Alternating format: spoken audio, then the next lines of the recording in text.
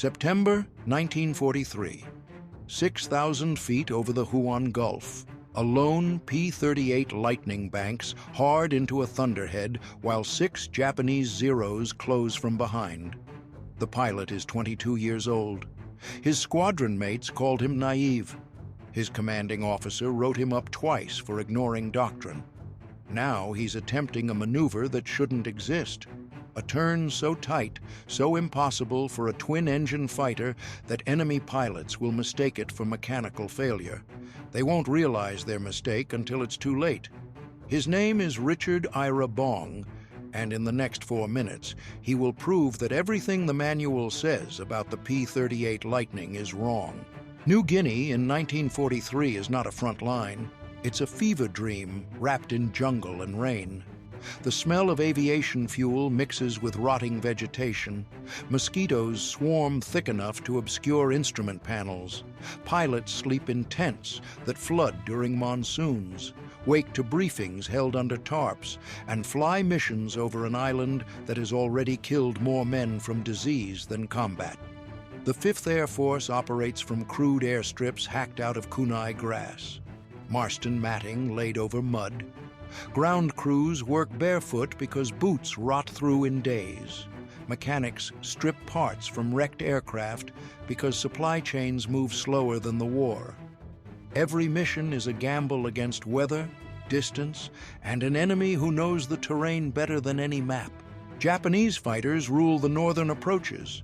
Zeros and Oscars flown by veterans of China and the Philippines, men who learned combat when most American pilots were still in high school.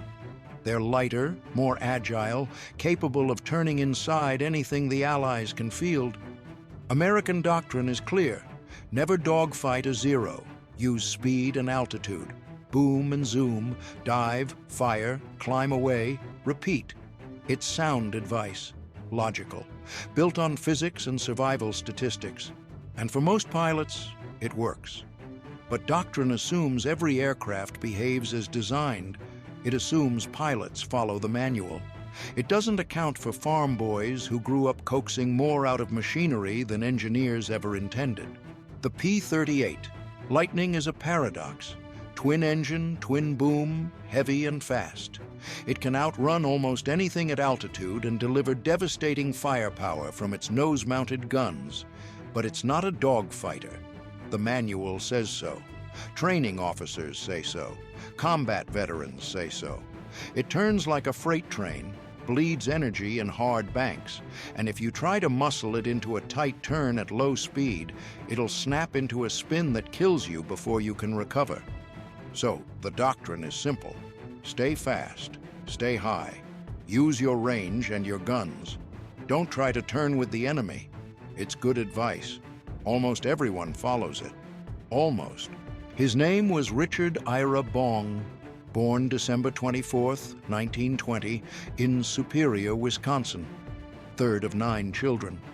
His father was a Swedish immigrant who worked the land and fixed farm equipment with wire and intuition. His mother taught school. The family lived on a stretch of flat country where winter came early and left late, where machinery either worked or you made it work because no one was coming to help. Bong grew up elbow-deep in tractor engines. He learned early that manuals were guidelines, not gospels. A machine had tendencies, not limitations. You learned its moods, its balance points, the edge where performance lived just before failure. He flew his first airplane at 18, a friend's light trainer, and felt immediately that the same logic applied. Weight, thrust, pressure, timing. It was just another machine, and every machine could give you more if you understood it deeply enough. He enlisted in May 1941, before the war began for America, but after it was clear where the world was heading.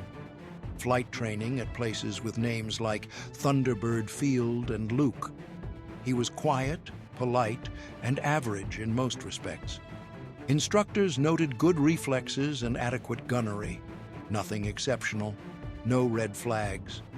He graduated and received his wings in January 1942, 1 month after Pearl Harbor. Then the trouble started. Not from defiance or arrogance, from curiosity. He flew low over a friend's house in California and got written up. He barrel-rolled over the Golden Gate Bridge and earned a reprimand. His superiors labeled him reckless. He didn't see it that way. He was testing limits, learning what the aircraft would tolerate and where the margin really was. Every stunt taught him something the manual didn't mention. How the P-38 felt on the edge of a stall, how much rudder it took to snap the nose around, how the props torqued differently depending on throttle and angle. It wasn't showboating, it was research. But the Army Air Forces didn't see it that way. They sent him to the Pacific in September 1942, assigned to the 49th Fighter Group, New Guinea, the place where young pilots went to learn or die. His squadron mates were older, harder, veteran pilots who'd survived the Philippines retreat and Java.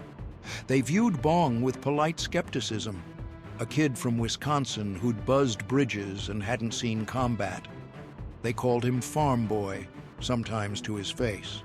It wasn't cruel, just descriptive.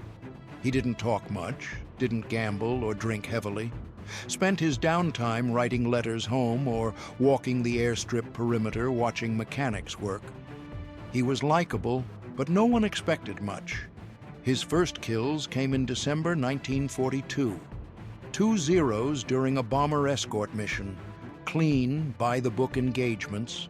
Boom and zoom. The squadron congratulated him. Standard work. Then, in January, during a low-level sweep, something shifted. A zero got on his tail during a strafing run. Bong should have used power, extended, escaped. Instead, he pulled into a climbing turn, tighter than the manual recommended, tighter than training allowed. The P-38 shuddered, buffeted on the edge of a stall. The zero followed, confident. Then Bong rolled out, snap-turned using rudder and differential throttle, and the zero flashed past his nose. 3 seconds of gunfire. The enemy fighter disintegrated. It was instinct or intuition or farm boy logic applied at 4,000 feet. His wingman reported it as luck. Bong said nothing, but he filed the maneuver away. It had worked. That meant it was repeatable. By mid-1943, the air war over New Guinea had become a mathematics problem no one could solve. American bombers needed fighter escort to survive. Japanese interceptors needed to break through the escorts to kill the bombers. Both sides knew the equation. The side with better fighters, better tactics, or better luck would win. The zero remained the variable that tilted everything. Mitsubishi's A6M was a masterpiece of minimalist design. Light, maneuverable, flown by pilots trained in brutal, unforgiving schools. In a turning fight, a zero could outcircle anything America fielded. P-40s, P-39s, even the new P-38s. Physics didn't lie. A lighter aircraft with lower wing loading could turn tighter, period. So American doctrine became rigid. Never dogfight. Use altitude, speed, teamwork. Dive on the enemy, fire, climb back to safety. Rinse and repeat. It worked mostly, but it meant conceding the vertical fight, conceding slow-speed maneuverability, conceding any scenario where you couldn't dictate terms. It meant flying scared. And it meant that any time bombers got jumped at low altitude or escorts were separated or weather forced everyone down into the weeds, American pilots died. Commanders knew it. Intelligence knew it. Everyone knew it. The solution wasn't mystery. Build a lighter fighter or train pilots longer or overwhelm the enemy with numbers. But lighter fighters were years away. Pilot training took time the war wouldn't give. And numbers didn't help much when 6 zeros could tie up 20 P-38s just by forcing them into defensive turns. Meanwhile, pilots kept dying. Not dramatically, just steadily. A fighter lost here, 2 there. Parachutes over jungle where rescue never came. Empty cots in tents. letters home written by squadron mates.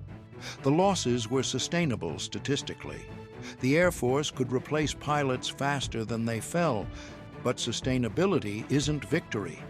It's managed attrition, and managed attrition was exactly what Japan needed. Stretch the war, bleed the Americans, make every island, every airstrip, every mile of ocean cost enough that eventually, somehow, terms could be negotiated. It was working. Not brilliantly, but working. Until a farm boy from Wisconsin decided that the P-38 Lightning could do something no one thought possible. September 10th, 1943. Morning briefing at Dobodura Airstrip. The mission, escort B-25s hitting Leh Harbor. Expected enemy resistance, heavy. Probable intercepts, yes. Weather, marginal. 12 P-38s would fly top cover. Bong drew the number 3 position in red flight. Not lead, not wingman. Middle slot. Veteran enough to be trusted, not senior enough to shape tactics. The formation took off at 0700 hours. They climbed through broken clouds, leveled at 12,000 feet, and turned northwest toward the target. Radio discipline held. No chatter, just the steady hum of engines and the crackle of static. The bombers appeared at 0745, 20 B-25s in tight formation. The P-38s tucked in above and behind. At 0820, radar pickets on the coast spotted them. At 0835, Japanese fighters scrambled from Wewak. 16 Zeros climbing hard. The radio crackled. Bandits inbound, 11 o'clock high. Red Flight Lead called it. Maintain formation. Stay with the bombers. Standard doctrine. The Zeros dove. The P-38s climbed to meet them. The first pass was chaos. Tracers arcing through clouds, aircraft twisting, radios screaming warnings. 2 Zeros flashed past Bong's canopy, close enough to see the pilots' faces. He fired, missed. The formation scattered. Bombers dove for the deck. Fighters followed, chasing, being chased. Altitude bled away. Speed dropped. Exactly the scenario doctrine warned against. Bong found himself at 6,000 feet with 6 Zeros behind him and nowhere to go but into a thunderhead. The lead Zero closed to 400 yards. 300. 200. Firing position. Bong could feel it. The instinct that comes from watching predators his whole life. The moment before the kill. He yanked the stick back and left. Full deflection. Both throttles to idle. Right rudder hard over. The P-38's nose snapped up and around. The airframe shuddered. Buffeted. On the edge. The stall warning horns screamed. The Zero pilot saw the American fighter balloon upward in a turn that defied everything he knew about P-38s. Too tight, too slow, impossible. He tried to follow, confident his lighter, more agile Zero could match any turn the heavy American fighter attempted. But Bong wasn't turning like a P-38. He was turning like a machine pushed past design limits by someone who understood exactly where those limits were. The maneuver took 4 seconds. 4 seconds where physics and engineering and doctrine all said the P-38 should snap into an unrecoverable spin. But it didn't, because Bong was feeding in rudder and differential throttle in precise amounts, coordinating controls in a way no manual described, keeping the aircraft on the ragged edge between control and disaster. The Zero overshot, flashed past Bong's nose at 100 yards, perfect firing position. Bong's guns opened up. 50 caliber rounds and 20 millimeter cannon shells converged. The Zero disintegrated. First kill. 5 more Zeros were still behind him. They saw their leader explode and scattered, confused, uncertain. The American P-38 had just done something Zeros were supposed to do, something heavy twin-engine fighters couldn't do. The tactical equation inverted. Bong reversed again. Same maneuver. Throttles to idle. Rudder hard over. The Lightning snap-turned through 90 degrees. Another Zero flashed past. Bong fired. Hit. The Zero trailed smoke, diving away. 2 kills. The remaining Zeros broke off. Not from fear, from tactical confusion. They'd been trained to exploit the P-38's poor turning performance. Now that advantage evaporated. They needed to regroup, reassess, figure out what had just happened. Bong climbed back to altitude. His fuel was low. His aircraft was intact but stressed, every panel and rivet vibrating from the punishment. He joined up with what remained of red flight, 3 P-38s out of 4. They escorted the bombers home. When they landed, ground crews swarmed Bong's aircraft. They found stress cracks in the wing roots, cracked panels, overstressed fittings. The chief mechanic pulled Bong aside. "Sir, what the hell did you do to this airplane?" Bong tried to explain. The turn, the throttle work, the rudder coordination. The mechanic shook his head. "Sir, the manual says that'll snap you into a spin." "It almost did," Bong admitted, "but it didn't." The mechanic walked around the aircraft again, examining the damage. "Can you do it again?" "Yes." "Should you?" Bong thought about that.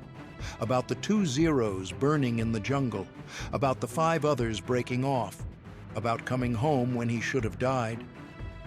If it's that, or getting shot down, yes.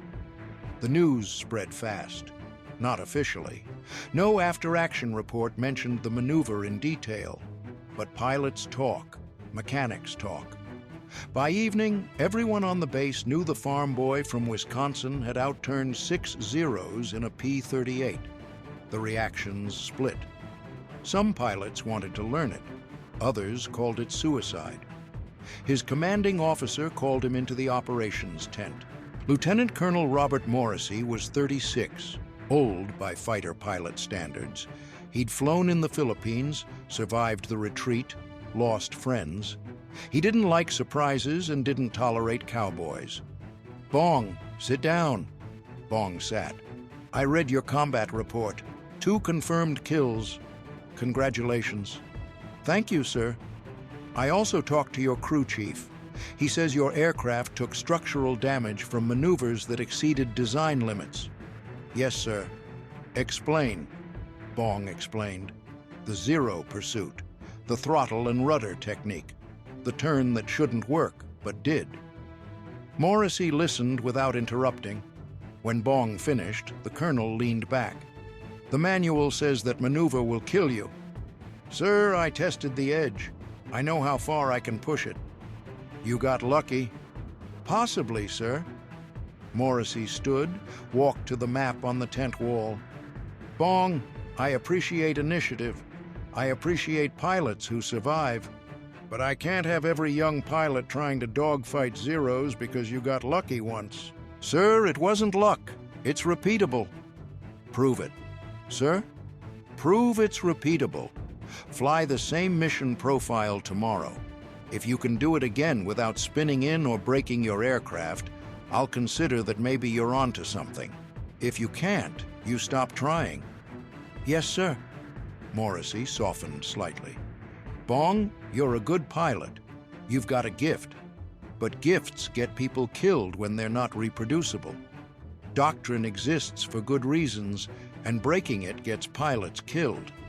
Bong said, "Yes, sir," and left the tent. He didn't argue. There was no point. They'd believe him or they wouldn't. The only proof was survival, and the only test was the next mission. 2 days later, every P-38 pilot in the squadron wanted to know how Bong had done it. Not officially. No formal request went up the chain. But in the tents at night, during pre-flight checks, in the mess line, pilots asked. Bong tried to explain. He demonstrated with his hands, mimicking throttle and stick movements. Some pilots nodded and said they'd try it. Others shook their heads and said it sounded like suicide. Within a week, 3 other pilots reported successfully using the technique in combat. tighter turns than they'd thought possible, defensive maneuvers that broke enemy attacks. One pilot used it to reverse a pursuit and score a kill. Another used it to evade 2 Zeros and escape. None of them pushed it as far as Bong had, but the principle was proven. The P-38 could dogfight. Not easily, not safely, but possibly. Word spread. Other squadrons heard about it. Pilots compared notes. Maintenance crews noticed the increased stress on airframes, the cracked panels and strained fittings. They reinforced where they could and warned pilots about limits. The technique had a price. Every hard turn aged the aircraft. Every buffet and shudder wore metal. But in exchange, pilots gained an option they hadn't had before. A way to survive when speed and altitude weren't available. A way to fight back. By November, tactical briefings began to change, not the official doctrine. That stayed the same, but the informal guidance. The advice passed from flight leaders to new pilots. They still said, avoid turning fights when possible. Still said, use speed and altitude. But now they added a caveat. If you have no choice, if you're slow and low and the enemy is on you, the lightning can turn harder than you think. Here's how. Bong flew 20 more missions that fall. His kill count climbed 15, 20, 25. By December, he was the top-scoring American ace in the Pacific. Reporters wrote about him. Newsreels featured him. The farm boy from Wisconsin who shot down Zeros like clay pigeons. The stories didn't mention the technique, didn't explain the turns or the throttle work. They focused on the score, the tally, the simple narrative of American ingenuity beating Japanese aggression. But the pilots knew. The mechanics knew. The men who flew and fought and survived because of what Bong had figured out. They didn't call him Farm Boy anymore. They called him Dick or Major Bong after his promotion. Some just called him the best. He stayed humble, wrote letters home to his parents and his girlfriend Marge, talked about the weather and the food and how much he missed Wisconsin. Didn't talk much about combat. In photos from that time, he looks young and tired. Thin face, dark eyes, a half smile that doesn't quite reach all the way. The look of someone who's seen too much but hasn't figured out how to carry it yet. The ripple didn't stop at New Guinea. Pilots rotated back to the States for leave or training assignments. They brought the technique with them, told other pilots, demonstrated in practice flights. Flight instructors tested it and added it to advanced training curricula. Not as official doctrine, but as field-tested reality. The P-38's reputation began to shift. It was still a boom and zoom fighter, still best used with speed and altitude, but now it had depth, flexibility, a backup option when the mission went sideways.